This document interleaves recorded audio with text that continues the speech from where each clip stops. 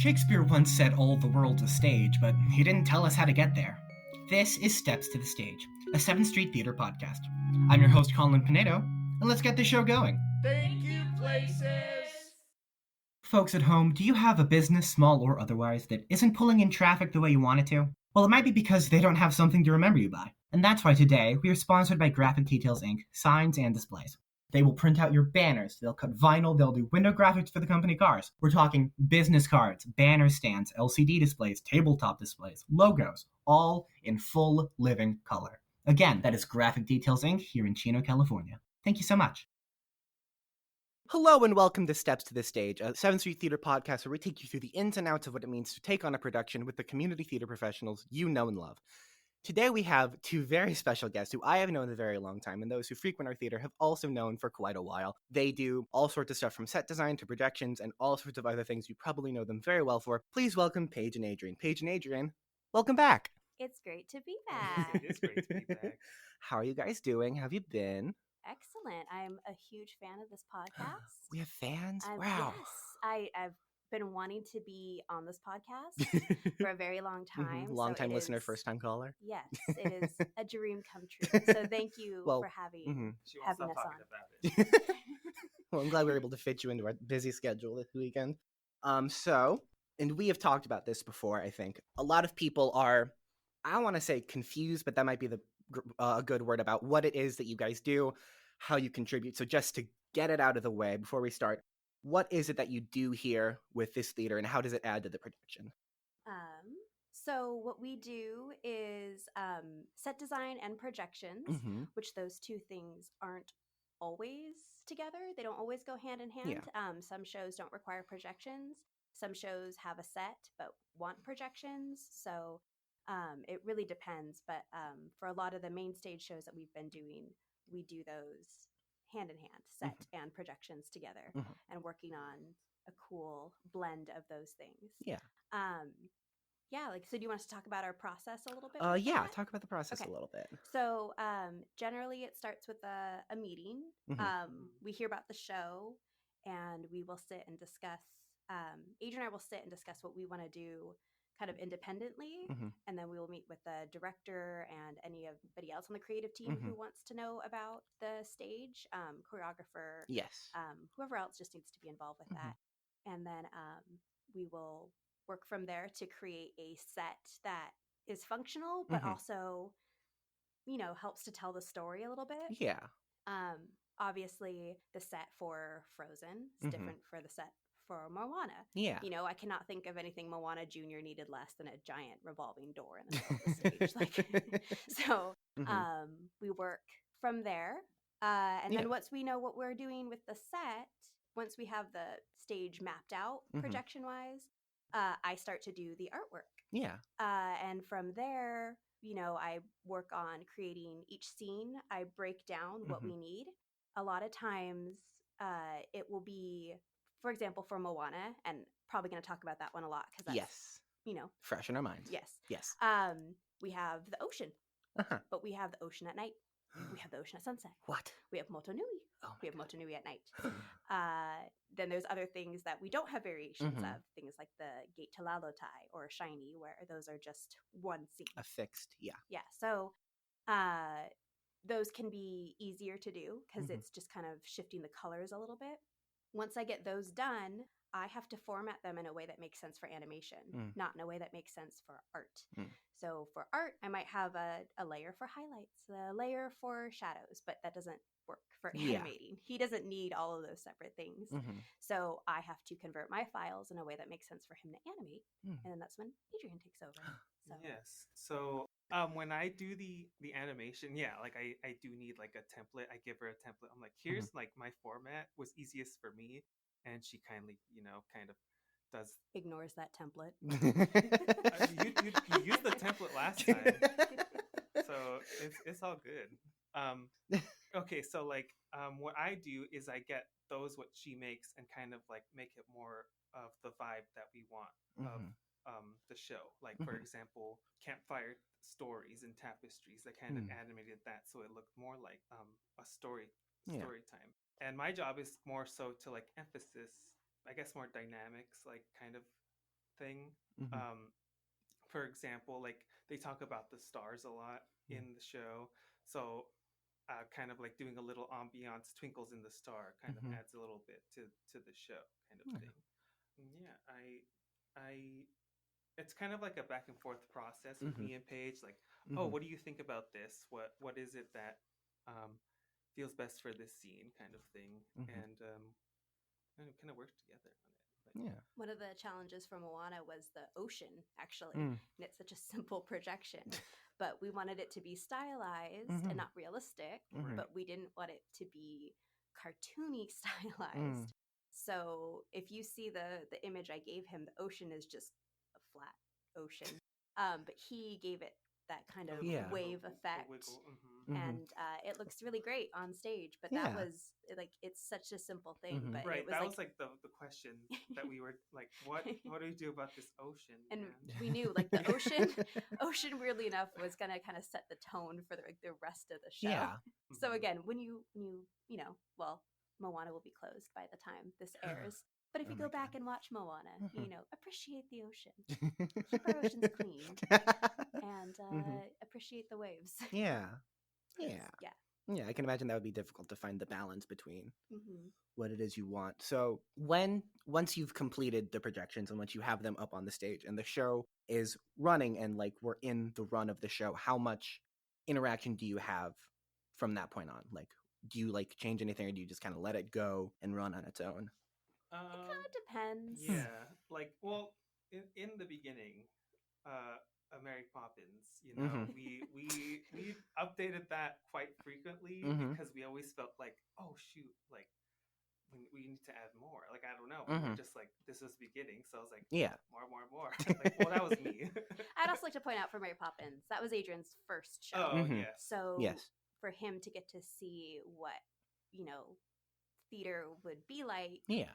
and realizing, hey, let's add this, let's add that. So Mhm. that was, I mean, that was you adding a lot of stuff, but it was because you hadn't been involved in that way. Hmm. Mhm. It was more so, yeah, that's right, because like I had my own little segments in that one, more so. Yeah. It wasn't like a collaborative thing. Yeah. But we try to not change stuff as much. Mhm. Yeah, for I sure. know I know for Frozen, I had one thing I really wanted to change, and then unfortunately it closed before we got a chance. But with Moana, it's been pretty smooth sailing. No, stop it. So we didn't really feel like there was anything. There was like one thing that after every single show I've been like, maybe I'll change this, and then Mhm. I watch it and I don't even notice. So Oh, but Yeah. it just, as we get better though, Mhm. as we improve. yeah, Yeah. and understand theater a little bit more, you know, we make decisions ahead of time Mhm. rather than making them after the show opens. Yeah. And we try to avoid being in the text business when they Mhm. are running projections. Try not to breathe down their necks. So Yeah. we try to stay Yeah. at the Yeah. theater because we like to see the Yeah. shows, but you know, like in the lobby, not up in the booth. Yeah. Going, are you gonna hit that cue? You're gonna Mhm. hit the cue? Are you gonna? So, Yeah. Let them do their own thing. yes, and Yeah. they always That's make been good decisions. so Yeah. far, So. Yeah. Well, we know, as you just said, we know that Mary Poppins was Adrian's first show. Paige, how did you get started in the theater?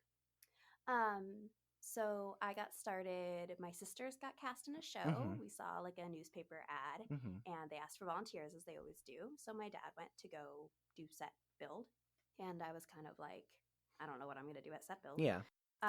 So I didn't go, and my dad came back and he was like, you gotta go. Mhm. You gotta go to this place, man. Like, it is so much fun, it is so cool, the people are super nice. And I was kind of like, okay, whatever. Mhm. And we walked into the building, and for listeners who don't know my dad, Mhm. he's a very quiet guy, Mhm. very introverted type Mhm. of dude. He's extremely nice, but you know, Yeah. he is Keeps himself. the dad from Luca is what Yeah. he's been compared to a lot.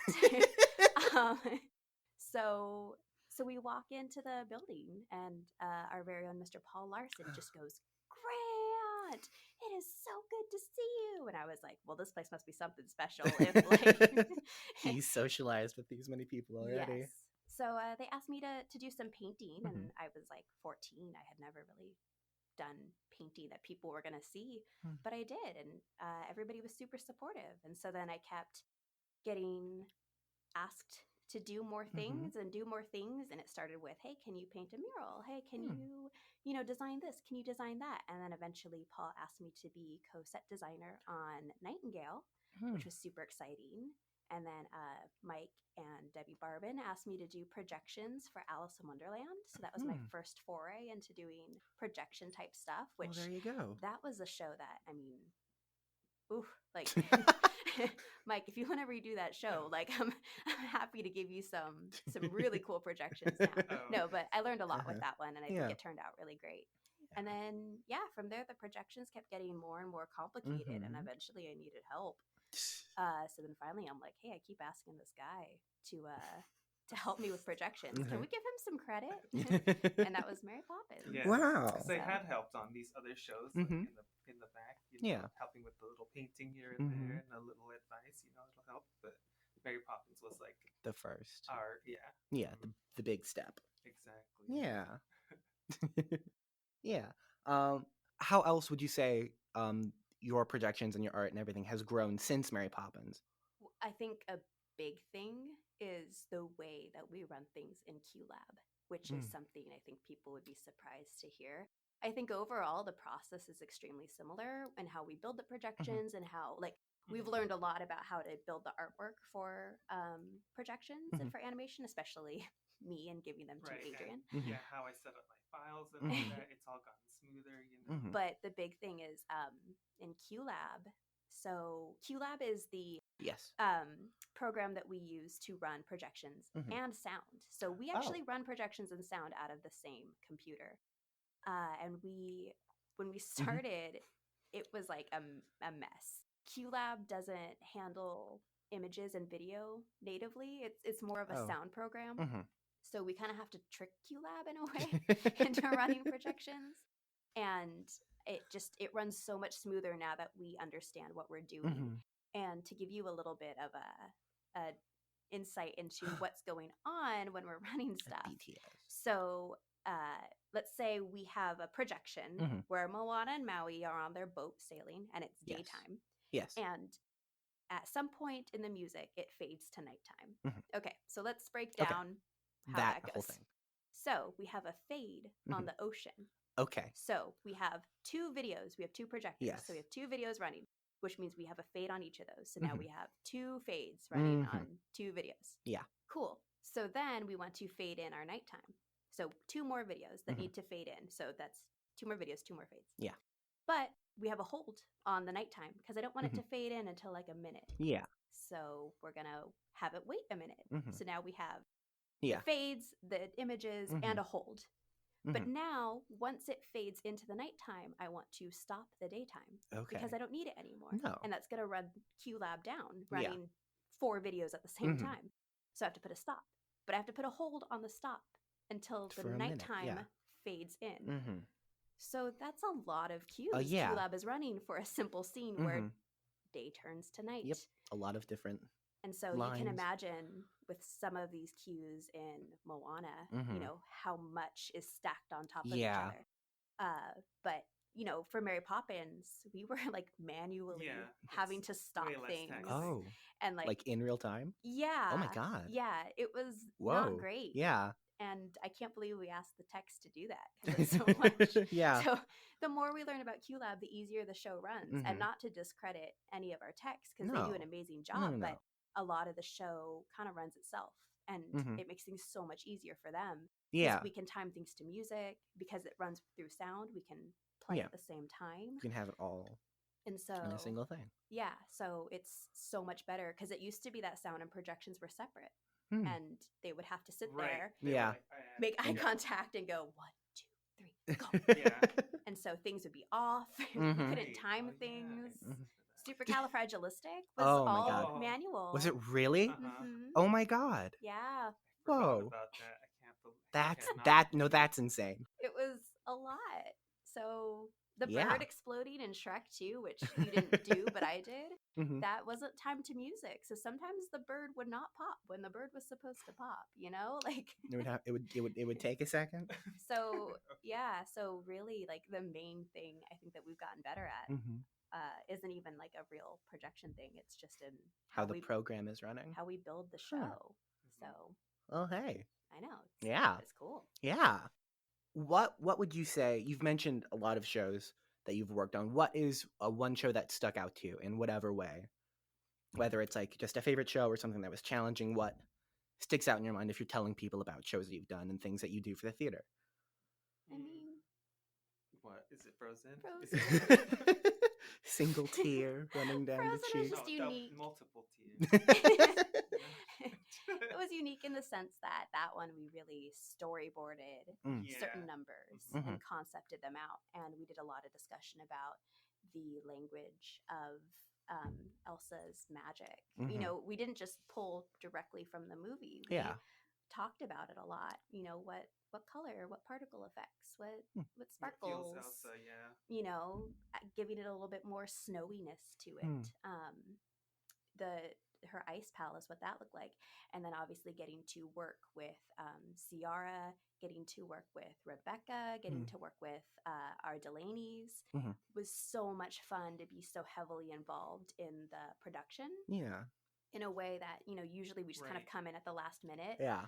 We have a couple of things in Moana that we worked on with Dominic and Natalia and Lucas, but like a lot of it was for Frozen. It was like we were there from day one, you know, coaching these kids and their movements and stuff. So that one was just like right, because this one has more interaction with the the performers kind of. Like I'm trying to remember if there was there was Mary Poppins with like the flying into the sky interaction, but that was mainly it. But Frozen had all these like all like sorts you of moving said, parts. it was duets, kind of like Elsa. I kept saying, yeah, Let It Go is a duet. Yeah, so like that was like Ciara is singing, but also the projections are performing as well, and they needed to work together, and it was so much fun getting to see all that come together.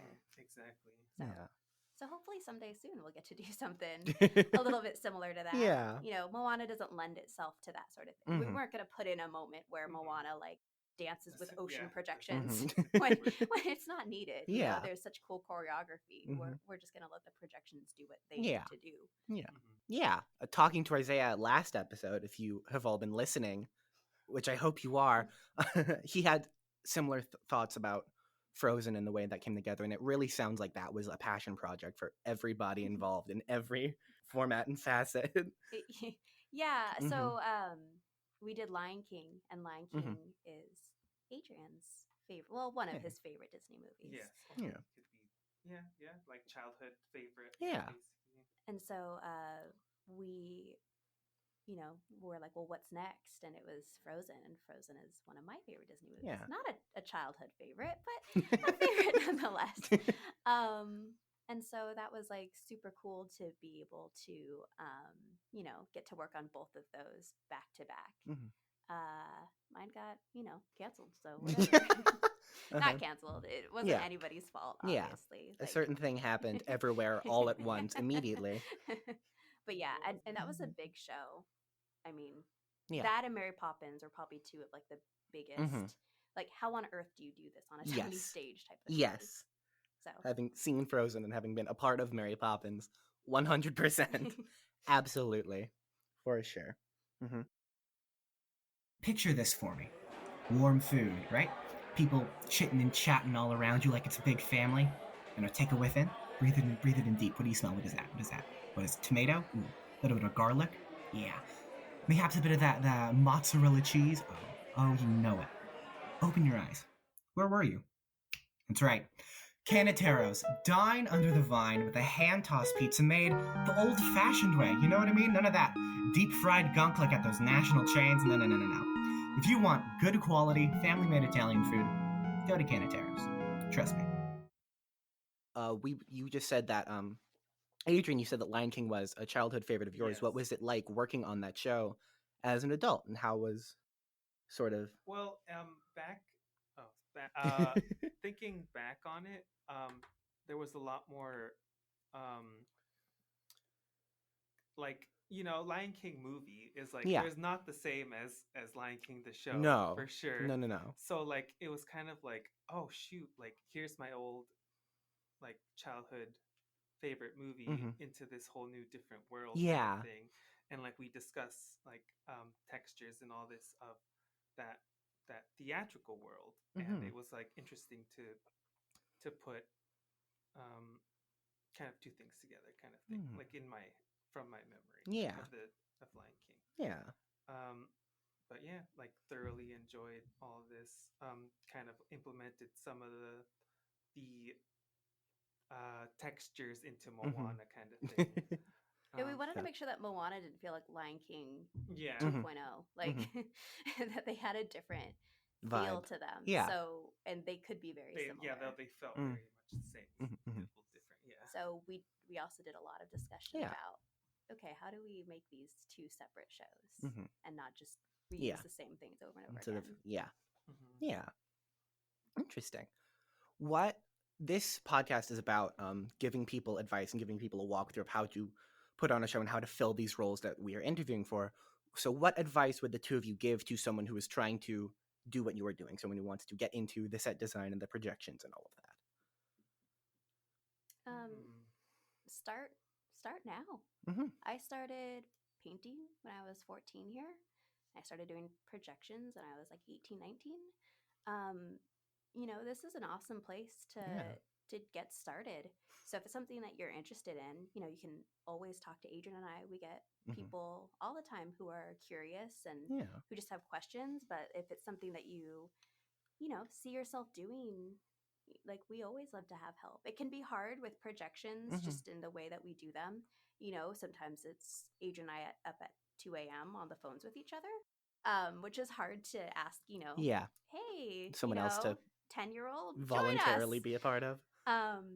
But we could work it out. We did the mentorship program, and I got to help Kelsey learn a little bit about what we did, and that was so much fun. And then you also didn't you have Becca working with projections for Superstars? Yeah, she did.